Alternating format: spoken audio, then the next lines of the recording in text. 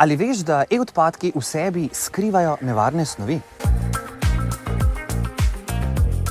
Ja, e-odpadki, to je električna oziroma elektronska odpadna oprema, v sebi skriva različne materiale. To je plastika, kovina, keramika, trajni magneti in tudi kritične snovi.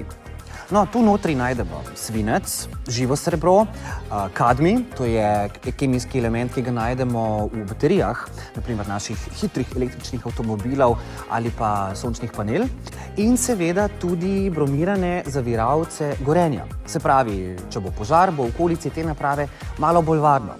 No, po drugi strani pa, če ta oprema odpadna se znajde tam, kjer se ne bi smela, naprimer v naravi, potem se onesnažijo 3 stvari. Zrak in potem pade dež, voda gre skozi te snovi, pobere to in gre v podtalnico. Se pravi, se s tem onesnažuje tudi okolje in naše zdravje. Zato reciklirajte in poskrbite, da bo naš planet čist in zdrav.